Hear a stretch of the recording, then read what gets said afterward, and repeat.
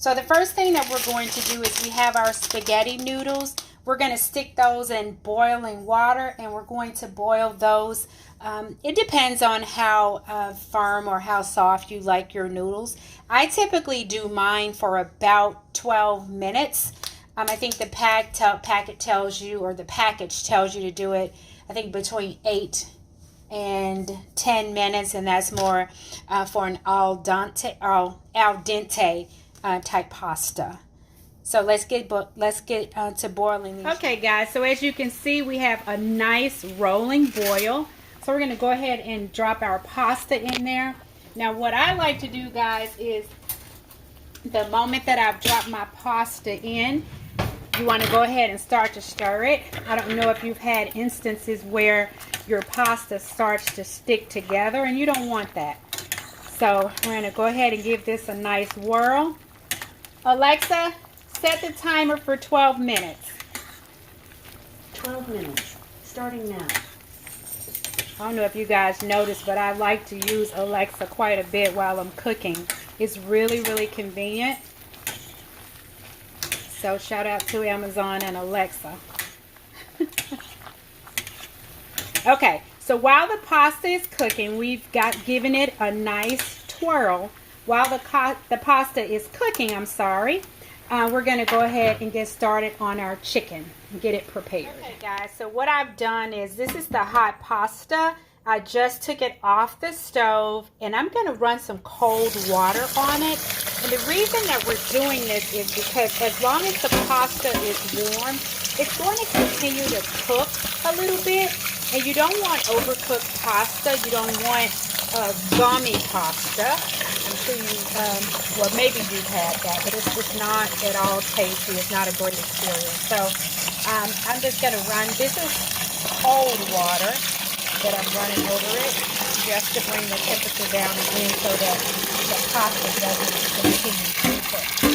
Now, I am using a colander. If you don't know what this piece of equipment is, it's called a colander. And what it's used for is to separate solids, so like pasta from fluids. And so, excuse me, I'm just going to let the pasta hang out in here for a moment while we continue working on our chicken. Is most of the time when you buy chicken breast, unless you buy the ones that are already thin, they're going to be super thick. So you see how thick this one is? So what you want to do, guys, is you want to grab, I use my rolling pin and just pound it.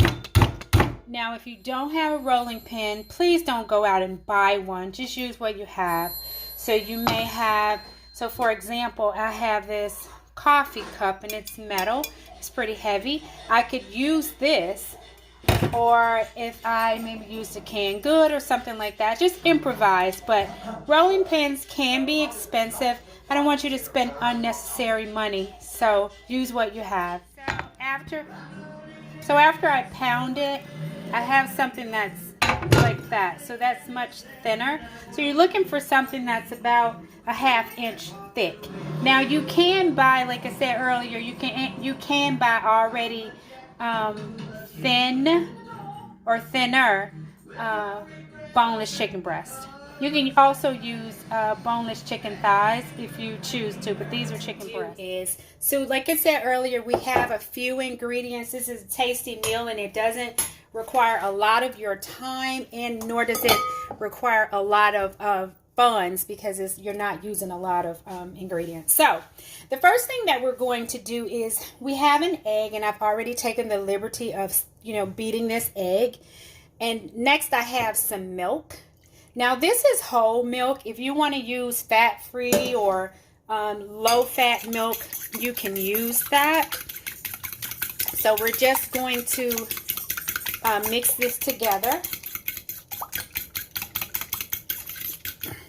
Now, what we're going to do is, we've got our chicken breast right here. And if you choose to use maybe boneless chicken thighs, you can totally do that. I've never had, that I know of, chicken Parmesan made with chicken thighs, but I'm sure you can do that. Use what you have. I always want that to be the theme of what or my videos that I bring to you, my recipes that I bring to you. Use what you have. We're in a time right now where resources for many are limited, maybe even non-existent, unfortunately in some cases. So please, please, please, you are able to prepare wonderful meals for your family using what you have. So please always remember that, guys. So we have our chicken breast. The next thing that we're going to do is I have some Progresso breadcrumbs, the Italian style. You don't have to worry so much about the name brand. If you were to get maybe a great value, some type of generic brand, you can find these at Aldi and maybe Save a Lot stores like that. So please don't feel like you have to get Progresso. The only reason I got it is because they were on sale. Okay, so we are going to... Here's what we're going to do. We're going to grab our breadcrumbs. You know what? I'm going to switch this chicken breast over to this smaller bowl that I have. We're going to use the larger bowl for our dredging process. And that's where we put the egg. I believe it's called dredging. We put the egg wash and then the breading. Comment down below if I'm using the wrong terminology for that. Okay, so we're going to take our chicken breast. We're going to dump some breadcrumbs in here. I like to give my breadcrumbs a stir because there is some seasoning in there, and I just want to make sure that it's distributed evenly. Now, what I am preparing is only for a couple of people, but you can totally scale this recipe up or you can scale it down. So what we're going to do is we're going to dump it in the egg and milk mixture and then into our breadcrumbs. And so what you'll have is something that looks like that. Let me put it over here so that you can see what I'm doing. And I am going to sit this aside. Set aside, sit aside. Okay, so again, we have our chicken. We're going to dump the chicken in the egg wash.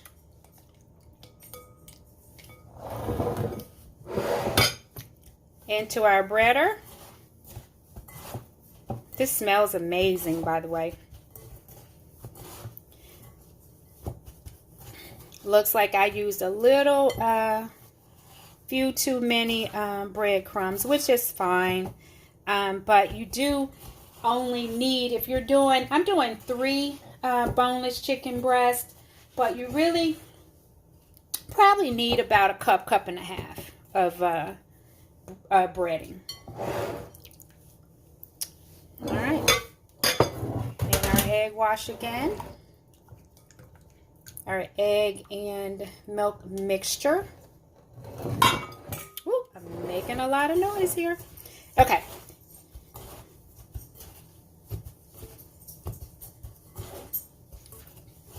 So what we're going to do next, guys, you guessed it. We're going to take this over to the stove and we are just going to lightly brown both sides until a nice golden brown. So I will meet you guys at the stove. And if you notice when you're breading it, if you see some areas that you neglected to touch up, don't hesitate to do that. Okay? Okay, guys, so we are inside my stove right now, inside my pot. And what we're doing is we are just going to brown these chicken breasts. I am holding my camera if it looks weird. My mount, there's nowhere for me to put my phone mount over here. Okay, so this side is pretty golden brown. Be careful, I just kind of knocked the breading off in one spot. So be careful when you are turning that over. Isn't that pretty golden brown? So we're just going to brown the other side, and then we're going to assemble and bake. Now, guys, I'm really excited about this pan. It's really deep, and I got it on Black Friday. Walmart had it. It's a Tefal frying pan, and it was only $9.97. So hopefully you guys got the opportunity to take advantage of that sale. I know I said I wasn't going to get out there in the Black Friday mess, but I did for just a little bit. Just a couple of items. I didn't go crazy. You probably can hear the sizzle.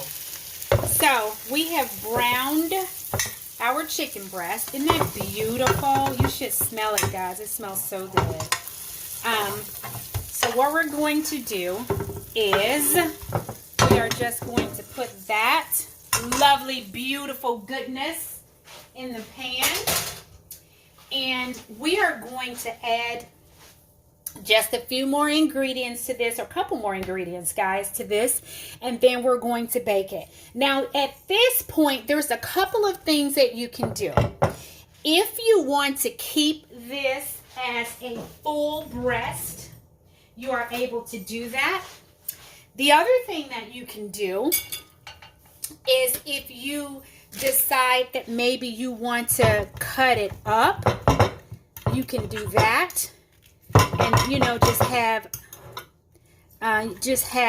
chicken breast throughout the dish. You can totally do that as well. I tend to like mine cut up, but it's up to you. Okay, and so you'll have something that looks a little bit like that. Now it's going to bake in the oven for about 30 minutes. So if it is still pink in the side, so it's still pink here, you know, that's to be expected, because you weren't trying to cook it all the way. You really were only trying to brown the outside of it. And I think I'm going to go ahead and cut it up. You don't have to do that. When you go to restaurants, more often than not, they do not cut it up. But this is our recipe. We're going to do what we want to do with it, and what Stephanie, Southern Girl Cooks, wants to do with it is to cut it up. And so that's what I'm doing. Okay. So now we have it all cut up. So what you're going to do is you're going to grab a jar of your favorite spaghetti sauce. My favorite spaghetti sauce is the Newman's Own Saccaroni. And so we're going to pop this open. Now you really only need about 16 ounces. I think this is 24 ounces. So, you know, if you are a person who likes a lot more sauce, then you can do that. But I don't. I tend to like, you know, a nice amount of sauce, especially since this is going to be served on pasta. But here's the thing. If you cook it and you find that you need some more, you can always add some more at the end. It's not a big deal. We are not going to get down on ourselves about that. Okay? So, what we're going to do is we have our cheese. Now, some people put the cheese on before the sauce. I've done it both ways, and I haven't seen that it's made a difference. So, I have the mozzarella cheese blend from Walmart. So, this one has mozzarella, provolone, Parmesan, Romano, and Fontina, and Asiago. So this is the Italian style blend. Actually, I meant to grab mozzarella, but I've made it with this and it's fine. So there we go. Okay, so we're going to just throw cheese on it. And you cheeseaholics, you can have some fun with this. You can't really go wrong with cheese. If you like cheese, then have at it. Okay. So now that I have added that to it, I'm going to go ahead and put some more sauce on top.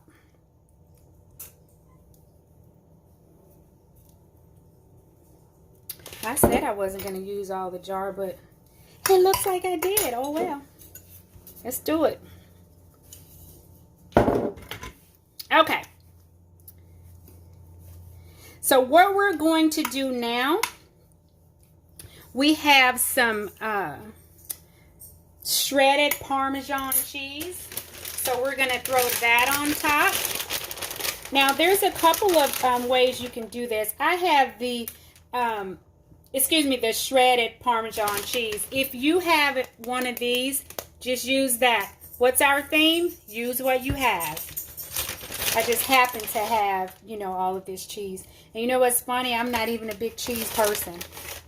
I like cheese. It just doesn't like me, if you know what I mean. Okay, so now that we have this prepared, we're going to stick this baby in the oven. We're going to bake it for about 30 minutes or until it's bubbly. We're going to probably grab a nice salad, some garlic bread. We're going to serve it over that spaghetti that we just prepared. And that is Sunday dinner. Okay, guys. So this is fresh out of the oven. It's super hot. I have some pasta right here. So I am going to grab some. Oh, look at all that cheese. That cheesy goodness right there. Okay. So I am going to just spoon some of this on top. Oh, that smells amazing. And so, like I said, I cut my chicken up. I cut my chicken up. You don't necessarily have to do that, but I am going to dig right into this. Now, I need to just grab a peel because, like I said before, cheese is not my friend. So, let me grab a peel and then I'm going to take a bite. So I had to grab a lactate peel. I'm lactose intolerant. So the only way that I can eat this and make sure is that I have a peel. And make sure I have some chicken on there on my fork. A little bit of pasta. And I'm going to dig in.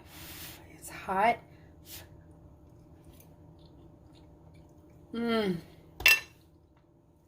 Oh my gosh, that's so good. You probably can hear me chewing.